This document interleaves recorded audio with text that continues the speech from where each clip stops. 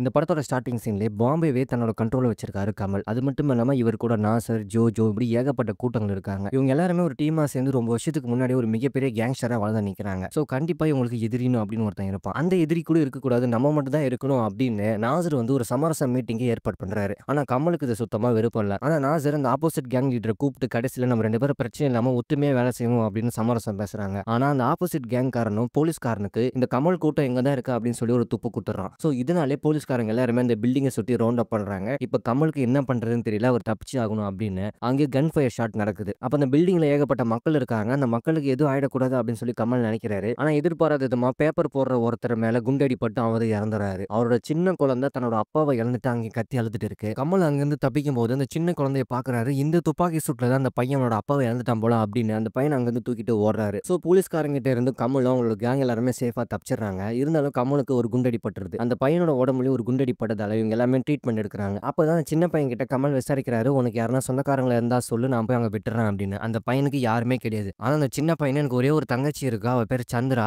அந்த கூட்டத்துல தான் நான் அவளை தொலைச்சிட்டேன், அவளை எப்படியாச்சும் தேடி கண்டுபிடிங்க அப்படின்னு சொல்லி கமல் கிட்ட கேட்கறான். கமலுக்கு ஒரே வருத்தம், ஆஹா நம்மளால தானே அந்த பையனோட அப்பாவும் இழந்துட்டான், தங்கச்சியும் மிஸ் பண்ணிட்டான். சோ இதுக்காகவே அந்த பையனோட தங்கச்சி நம்ம தேடி கண்டுபிடிக்கணும் அப்படின்னு அந்த பையனுக்கு ஒரு வாக்கு கொடுக்குறாரு. சோ இப்படி அந்த பையனை கமல் எடுத்து வளர்க்க ஆரம்பிக்கிறாரு. இப்படியே பல வருஷங்கள் கழிச்சு அந்த சின்ன பையன் ஒரு மிகப்பெரிய கேங்ஸ்டரா வந்து நிக்கிறான். அது வேற யாருமே கிடையாது, அதுதான் நம்ம சிம்பு. சோ சிம்பு தான் அந்த வளர்ப்பு மகன். சின்ன வயசுல தன்னோட அப்பாவை ஒரு துப்பாக்கி சூட்ல அவர் இழந்துட்டு அதுக்கப்புறம் கமலோட ஆதரவுல அவர் வளர ஆரம்பிக்கிறாரு. கமலுக்கு சிம்பு தான் எல்லாமே. சோ எல்லாமே கூட இருந்து அவர் தான் எடுத்து பண்றாரு. அதோட அவர் ரைட் அந்த தலை சின்ன தலை என்ன வேணா சொல்லலாம். சோ எல்லா பிசினஸும் ஓரளவுக்கு சிம்பு தான் டேக் ஓவர் பண்ணி நடத்துறாரு. அதோட கமலுக்கு கல்யாணம் ஆகி அவருக்கு ஒரு பொண்ணு இருக்கும். கமலோட சொந்த அண்ணன் தான் நாசர். நாசருக்கும் ஒரு பொண்ணு இருக்கு. நாசரோட பொண்ணும் காலேஜ் படிக்கிற டைம்ல தப்பான ஒருத்தனும் சேர்ந்ததால அந்த பொண்ணு இப்ப பிரெக்னன்ட் ஆயிருது. ஆனா அந்த பொண்ணு அவங்ககிட்ட போய் கேட்கும்போது அதெல்லாம் எனக்கு தெரியாது அப்படின்னு சொல்லி அந்த பொண்ணை அவமதிச்சிடறான். இந்த வலி தாங்க முடியாம அந்த பொண்ணு சூசைட் பண்ணிருது. சோ இதனால நாசரால தாங்கவே முடியல. என் பொண்ணோட சாவுக்கு எவன் காரணமா இருந்தாலும் அவன் சும்மா விட மாட்டான் அப்படி சொல்லி ரிவெஞ்ச் எடுக்கிறாரு. அந்த காரணமான இருந்தவன் வேற யாருமே கிடையாது. இவங்க ஆரம்பத்துல ஒரு எதிரி கூட சமரசம் பேச போவாங்க. அது இவங்களோட ஆப்போசிட் கேங். அந்த ஆப்போசிட் கேங்கோட தங்கச்சி பையன் தான் நாசரோட பொண்ணை கெடுத்து அப்படி சூசைட் வரைக்கும் போக வச்சிருக்கான். சோ இதனால கமலுக்கும் சிம்புக்கும் பயங்கர கோவம் வருது. எங்க வீட்டு பொண்ணு மேல கை வைக்கிறீங்க அப்படின்னு அந்த ஆப்போசிட் கேங்கோட மச்சானை கூட்டிட்டு வந்து கமலை வந்து அவன் கண்ணு முறையே சுட்டு கொன்னுறாரு. சோ இதனால இன்னும் 2 பகை அதிகமாகுது. சோ 2 பேருமே ரிவெஞ்ச் எடுக்க தயாராக இருக்காங்க. ஒரு பக்கம் கமல் அவனை சுட்டு கொன்னதால அவரை அரெஸ்ட் பண்ணிடுறாங்க.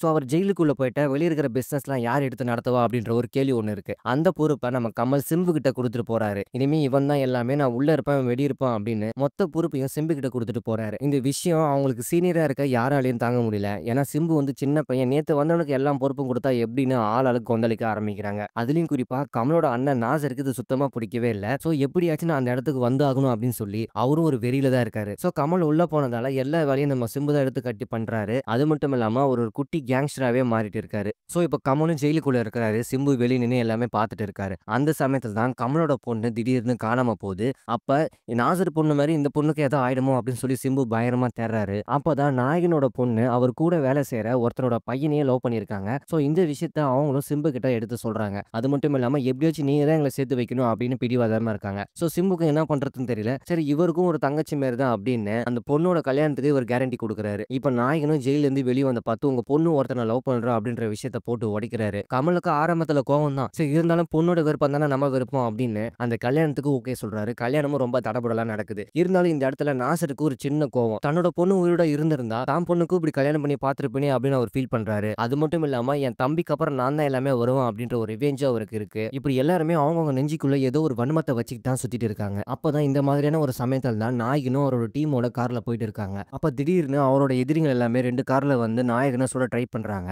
இப்படியே மாறி மாறி ஒருத்தருக்கு ஒருத்தர் சுட பயங்கரமா துப்பாக்கி சூடு நடந்துட்டு இருக்கு. ஆனா இந்த ஷூட் அவுட் அப்ப சிம்பு வந்து நாயகன் கூட இல்ல, அவர் எங்கேயோ வெளியே போயிருக்காரு அப்படின்னு சொல்லி ஒரு தகவல் வருது. அப்பன்னு பார்த்து கமலும் அங்கிருந்து எப்படியே நைஸா எஸ்கேப் ஆகி அந்த ஷூட்ல இருந்து தப்பிச்சிடுறாரு. அவங்கள ஹாஸ்பிட்டல்ல அட்மிட் பண்றாங்க. ஓரளவுக்கு அவரும் கியூர் ஆகி வராரு. அப்பதான் கமலுக்கு ஒரு விஷயம் தெரிய வருது. எப்பயுமே என் கூட இருக்கிற பையன் தான் சிம்பு. ஆனா திடீர்னு இப்படி ஒரு பிரச்சனை வரும்போது அவன் ஆள காணோமே, ஒருவேளை அவன் தான் பிளான் பண்ணி பண்ணியிருப்பானோ அப்படின்னு சொல்லி லைட்டா சந்தேகப்படுறாரு. இது சிம்பு கிட்டே போய் கேட்டுறாரு.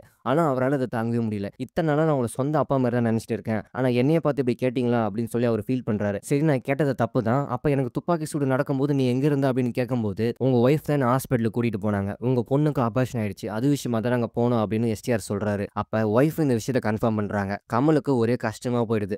இப்படிப்பட்ட ஒருத்தனை நம்ம போய் சந்தேகப்பட்டுட்டோமே அப்படின்னு சிம்பு கிட்ட ரொம்ப மனசிறங்கி மன்னிப்பு கேட்கிறாரு. ஆனா இருந்தாலுமே சிம்புவால அதை தாங்கவே முடியல. சோ இந்த விஷயம் எல்லாமே தெரிய வந்துருது. நம்ம நாயகன் சிம்புவ சந்தேகப்பட்டுருக்காரு அப்படின்ற விஷயம் எல்லா டீமுக்கும் காட்டு தீ மாரி பரவ ஆரம்பிக்குது. அப்பதான் நாசர் எரியிற தீயில எண்ணெய் எடுத்து ஊத்துறாரு. இந்த மாரி உன்ன எப்படி அவர் கேட்கலாம்? நீ எவ்வளோ பண்ணியிருக்க அப்படின்னு என்னென்னமோ பேசுறாரு. அப்பதான் இந்த மாரியான ஒரு சமயத்துல தான் உங்க அப்பா அவர சுட்டு கொன்னாரு அப்படின்ற ஒரு விஷயத்த சொல்றாரு. அதாவது ரொம்ப வருஷத்துக்கு முன்னாடி போலீஸ்காரங்க எங்கள ரவுண்ட் அப் பண்ணும்போது எதிர்பாராத விதமா உங்க அப்பா செத்துட்டாரு அப்படின்னு சொல்லி நீ நினைச்சிட்டு இருக்க. அதான் கிடையாது. கமல் தான் சுட்டு கொன்னாரு. அது மட்டும் இல்லாம அப்படி சுட்டு கொன்னா தான் போலீஸ்காரங்களுக்கு அட்டென்ஷன் திரும்பும் அப்படின்னு வேணும்னே சுட்டாரு அப்படின்னு நாசரும் ஒரு விஷயத்த சொல்ல, அத எஸ்டிஆரால தாங்கவே முடியல. ஆஹா இவரா எங்க அப்பாவ சுட்டு கொன்னதா அப்படின்னு அவரால ஏத்துக்கவே முடியல. சோ அவர் நெஞ்சுக்குள்ளயும் ஏதோ ஒரு விஷயம் உறுத்திட்டே தான் இருக்கு. இந்த மாரியான ஒரு சமயத்துல தான் நாயகனுக்கு எல்லாமே எதிரா இருக்கு. நாயகனுக்கு அவங்களோட அண்ணன் நாசர சுத்தமா புடிக்கல.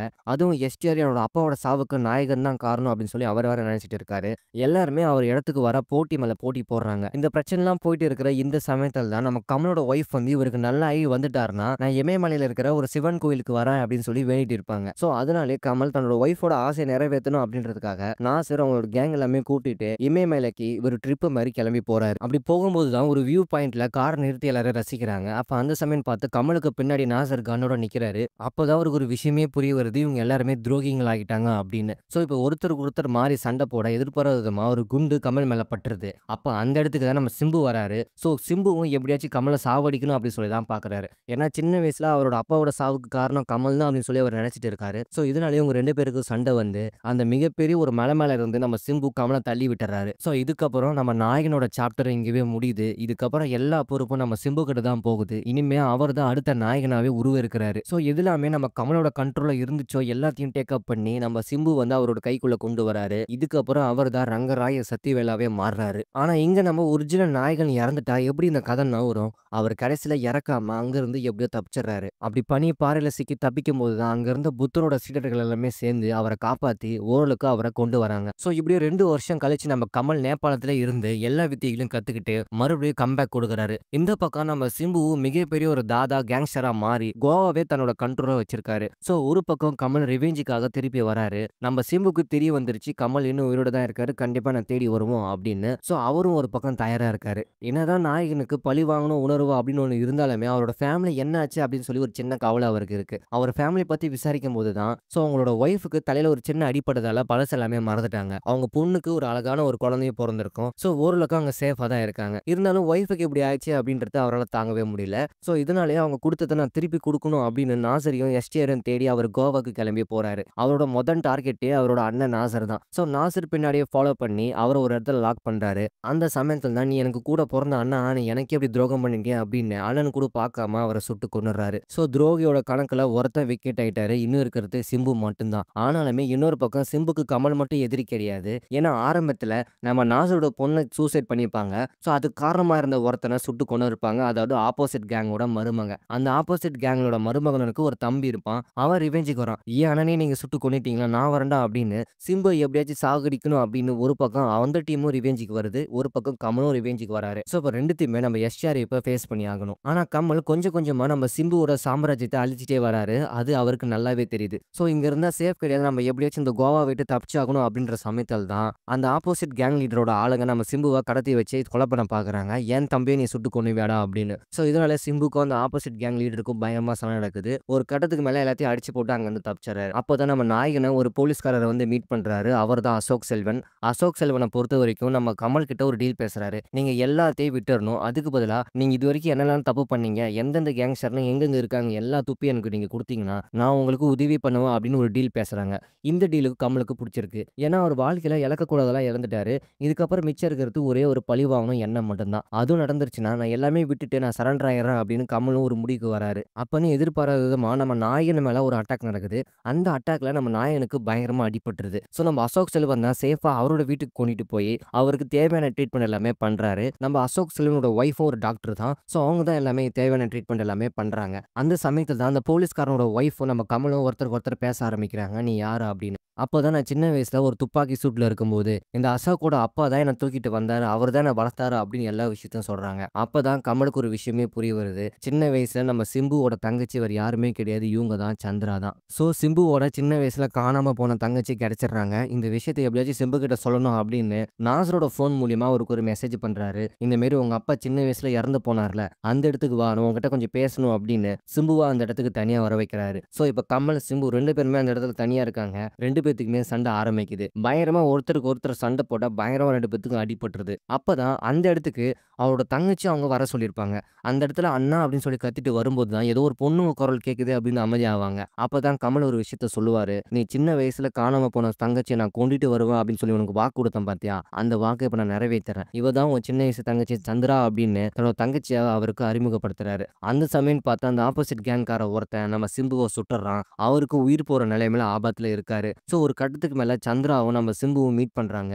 ரொம்ப வருஷமா தங்கச்சிய தேடிட்டு இருந்த சிம்புவுக்கு இப்ப முறையா தன்னோட தங்கச்சிய நேர்ல பார்க்குறாங்க. ஆனா அந்த சமயத்துல துப்பாக்கி குண்டு அவரோட உடம்புல பட்டதால அவரோட உயிர் அங்கேயே போயிடுது. கடைசில நம்ம எஸ்டிஆரும் இங்கேயே இறந்துடுறாரு. இந்த விஷயம் அவங்க தங்கச்சிக்கும் மிகப்பெரிய மனவேதனைய குடுக்குது. கமலாலே தாங்கவே முடியல. ஏன்னா சின்ன வயசுல இருந்து தூக்கி வளர்த்த ஒரு புள்ள தான் கண்ணு முன்னாடியே இப்படி இறந்து போச்சே அப்படின்னு சொல்லி அவர் ரொம்பவே ஃபீல் பண்றாரு. இதுக்கப்புறமாச்சும் இந்த கேங்ஸ்டரை விட்டுட்டு நம்ம ஒழுங்கா ஒரு நல்ல நாகரிகமான ஒரு வாழ்க்கைய வாழணும் அப்படின்னு சொல்லி முடிவெடுக்கிறாரு. ஸோ கடைசியா நம்ம கமல் பல வருஷங்கள் கழிச்சு எல்லாத்தையும் விட்டுட்டு தன்னோட சொந்த ஊர்ல தமிழ்நாட்டிலேயே ஒரு விவசாயம் பண்ணிக்கிட்டு தன்னோட ஒய்ஃபு, பொண்ணு, பேரப்புள்ள அப்படின்னு ஒரு சந்தோஷமான ஒரு வாழ்க்கைய அவர் வாழ்ந்துட்டு இருக்காரு. ஸோ இருந்தாலுமே இவரோட பழைய கதைலாம் ஒண்ணு முடியாம தான் இருக்கு. கண்டிப்பா எவனோ ஒருத்தன் அவன தேடி வரதான் போறான். அதுக்கு அவர் இன்னுமே தயாராயிட்டு தான் இருக்காரு. ஸோ இதோட இந்த படத்தோட கதையும் முடிக்கிறாங்க. இந்த படத்தோட ஸ்டோரி ரொம்பவே சிம்பிள் தான். ஒரு கேங்ஸ்டருக்கும் போலீஸ்காரங்களுக்கும் இடையே துப்பாக்கி சூடு நடக்குது. அந்த இடத்துல ஒரு சின்ன பையன் தன்னோட அப்பாவ இழந்துட்டான். அந்த பையன நம்ம கமலஹாசன் தூக்கி வளர்க்குறாரு. அப்படி வளர வளர அவளுக்கு ஒரு விஷயம் தெரிய வருது. தன்னோட அப்பாவ சுட்டுக் கொன்னது கமல் தான் அப்படின்னு. ஸோ எப்படியாச்சும் ரிவெஞ்ச் எடுக்கணும் அப்படின்னு சொல்லி கமல வந்து அவன் கொலை பண்ண பார்க்குறான். கடைசியில நாயகனும் அங்கிருந்து மீண்டு வந்து என் கூடயே இருந்து யார் யாரெல்லாம் எனக்கு துரோகி ஆகுனாங்களோ எல்லாத்தையும் அவர் சாவடிக்கிறாரு.